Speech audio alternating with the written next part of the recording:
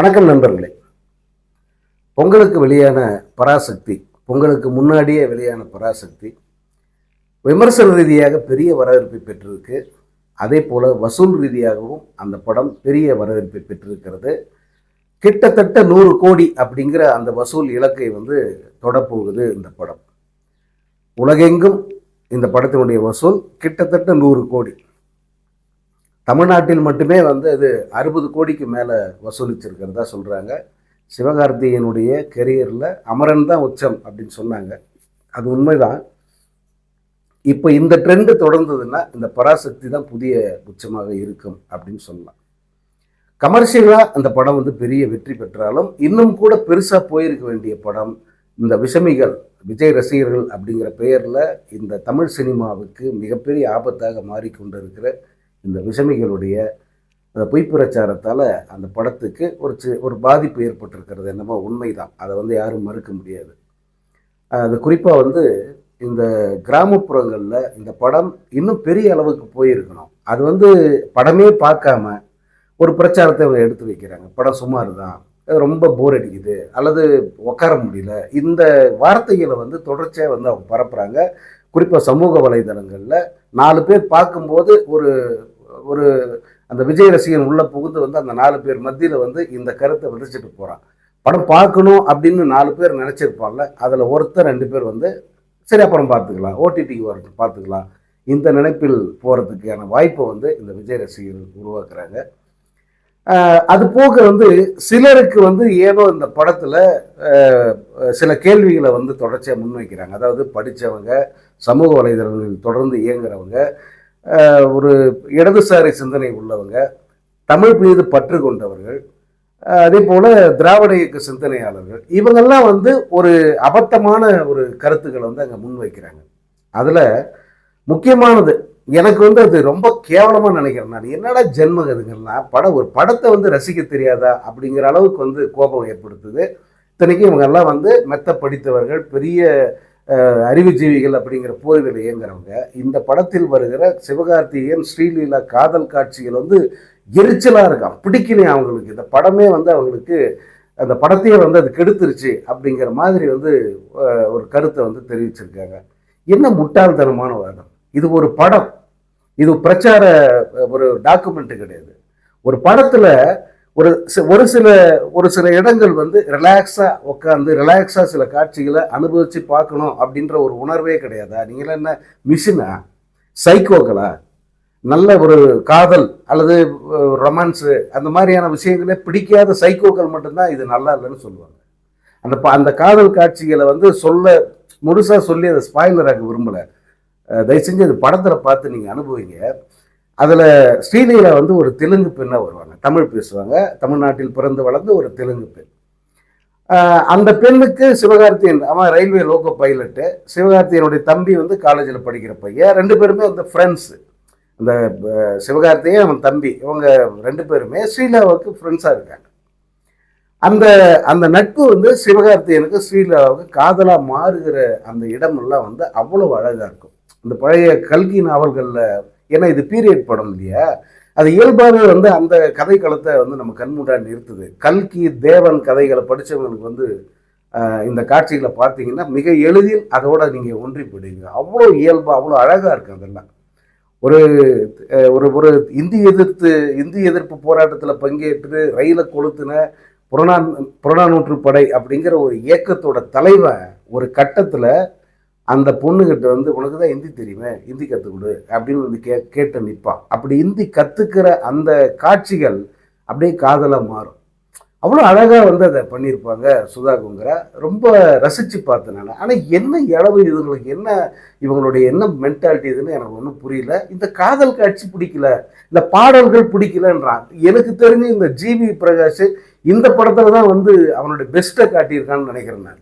அது காதல் பாடல்களாக இருக்கட்டும், அல்லது அந்த அந்த போராளிகளுக்கு பின்னாடி ஒலிக்கிற பாடல்களாக இருக்கட்டும், ரொம்ப நல்லா இருக்கும், ரொம்ப நல்லா பண்ணியிருப்பார். பின்னணி இசையெல்லாம் ரொம்ப அழகாக பண்ணியிருப்பார். ஆனால் அதை ஒரு குறையாக எடுத்து வைக்கிறாங்க.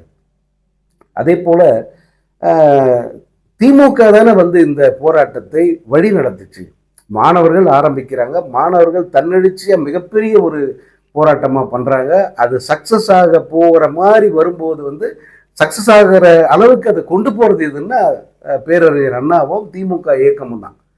அந்த திமுக திராவிட இயக்கத்தை சேர்ந்த தோழர்கள், குறிப்பாக தந்தை பெரியார், இவங்களுடைய பங்களிப்பெல்லாம் வந்து அதில் காட்டாமல் விட்டுட்டாங்க.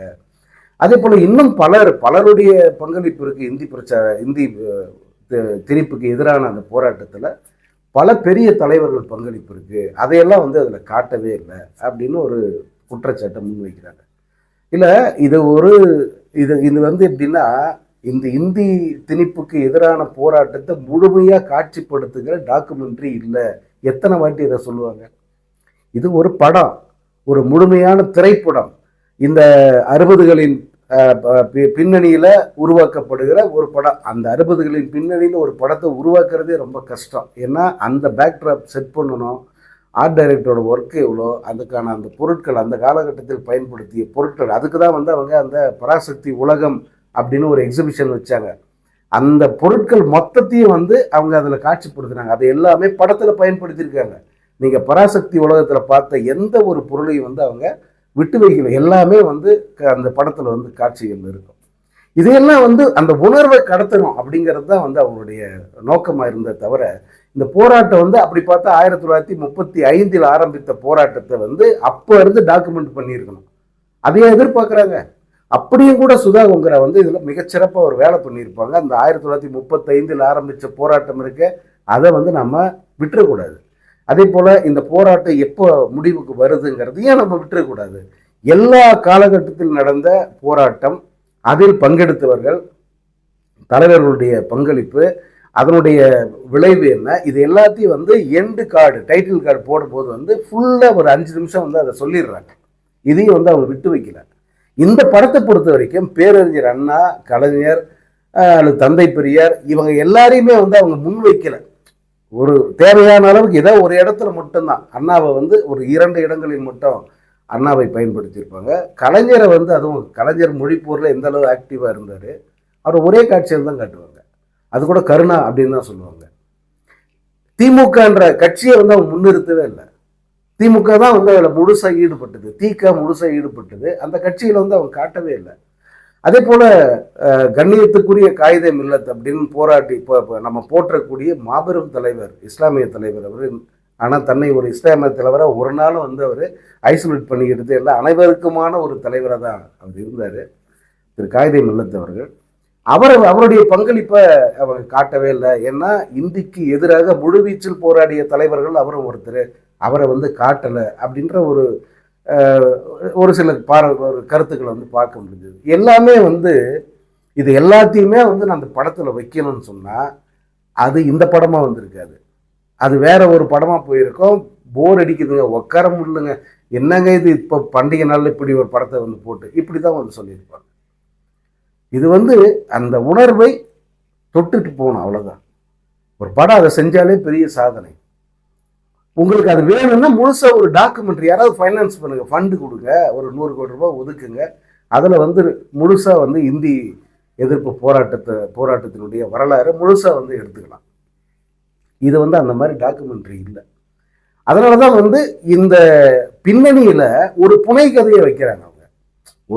இந்த இந்திய எதிர்ப்பு தான் பின்னணி. அதில் நடந்த அந்த பொள்ளாச்சி ஒரு மிகப்பெரிய படுகொலை, அந்த பொள்ளாச்சி படுகொலையே வந்து அவங்க ஹைலைட் பண்ணணும், அதை காட்டணும், மக்களுக்கு வந்து அது தெரியணுங்கிறதுல அவங்க வந்து உறுதியாக இருந்தாங்க. அதுக்கு காரணம் என்னென்னா, அன்னைக்கு இருந்த அரசு, காங்கிரஸ் அரசு, வெறுமனே 20 பேர் தான் அந்த பெரிய அந்த படுகொலையில் செத்தாங்க அப்படின்னு பொய் கணக்கு காமிச்சது. இந்த பக்தவச்சலம் அப்படிங்கிற ஒரு நொட்டோரியஸ் சிஎம் அவர் வந்து அதை பதிவு பண்ணுறார் சட்டமன்றத்தில். இப்போயும் நீங்கள் சட்டமன்றத்தில் இருக்கிற பதிவை எடுத்து பார்த்தீங்கன்னா 20 பேர் தான் செத்தாங்கன்னு இருக்கும். ஆனால் அந்த படுகொலையில் சம்பந்தப்பட்ட அல்லது அந்த படுகொலையை நடத்திய இராணுவ வீரர்கள் ஒருத்தராக வந்த ஒரு அதிகாரி கலைஞரை சந்தித்து, பின்னாளில் அவர் ஓய்வு பெற்ற பிறகு கலைஞரை சந்தித்து, ஐயா இந்த மாதிரி வந்து அந்த படுகொலையில் வந்து 20 பேர் இறக்கலை, உண்மையிலே இறந்தவங்க எண்ணிக்கை 250 பேருக்கு மேலே, 250 பேருக்கு மேலே. ஏன்னா ட்ரக்குகளில் கொத்து அள்ளி எடுத்துகிட்டு போயிட்டு மாஸ் பரியல் பண்ணியிருக்காங்க. மொத்தமாக ஒரு பெரிய குழியை தோண்டி மொத்தத்தையும் கொட்டி வந்து எரிச்சிட்டாங்க, புதைச்சிட்டாங்க, கணக்கே வராத அளவுக்கு பண்ணிட்டாங்க. அந்த ஒட்டுமொத்த பொள்ளாச்சியில் அந்த பகுதியே வந்து மொத்தமாக அவங்க வந்து சுடுகாடாகிட்டாங்க அப்படின்னு வந்து அவர் அங்கே பதிவு பண்ணுறாரு. அதைத்தான் வந்து இந்த படத்தில் நம்ம கண்டிப்பாக ஒரு ஆவணமாக காட்டணும் அப்படின்னு அவங்க முடிவு பண்ணி அந்த அவ்வளோ பெரிய காட்சி வந்து வைக்கிறாங்க. அதில் அவ்வளோ பேர் செத்ததையும் வந்து அவங்க காட்டுறாங்க. அந்த 250 பேருக்கு மேலே செத்தாங்கன்றதை பதிவு பண்ணுறாங்க. இதுதான் நம்ம பாராட்ட வேண்டிய இடங்கள் வந்து இதுதான். மற்றபடி இந்த கதைங்கிறது ரொம்ப தின் லேயர் தான். ஒரு அண்ணன் தம்பி இந்திய எதிர்ப்பு போராட்டத்தில் சம்மந்தப்பட்டவங்க ஒரு கட்டத்தில் வந்து இந்திய எதிர்ப்பு போராளியாக இருந்தவன் இந்தி கற்றுக்க போகிறான். காரணம் குடும்பம், வேலை, நிர்பந்தம்னு வருது.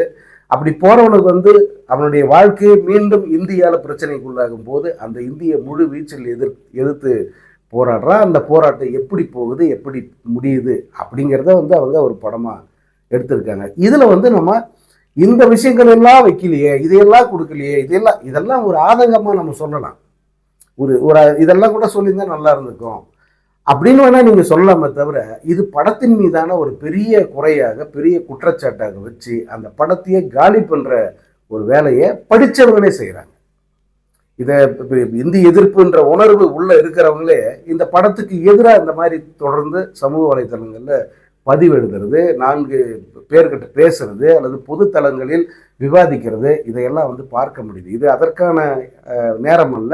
இந்த படமும் அப்படிப்பட்ட படம் இல்லை. இந்த படம் தமிழ் உணர்வாளர்கள், தமிழுக்கு ஆதரவானவர்கள், தமிழை கொண்டாடுபவர்கள் அல்லது தமிழை தன்னுடைய உணர்வாக உயிராக நேசிக்கிற ஒவ்வொருத்தருமே வந்து பாராட்ட வேண்டிய ஒரு முயற்சியாக தான் இதை நான் பார்க்குறேன். அதனால தான் நான் படம் பார்த்துக்கிட்டு இருக்கிறேன். இடைவேளை தான் முடியுது. இடைவேளை முடியும் போதே நான் எழுதுகிறேன், ஒவ்வொரு தமிழரும் பார்க்க வேண்டிய ஒரு படைப்பு இந்த பராசக்தி அப்படின்னு சொல்லிட்டு இடைவேளை முடியும் போதே என்னுடைய முகநூல் பக்கத்தில் நான் பதிவு பண்ணேன்.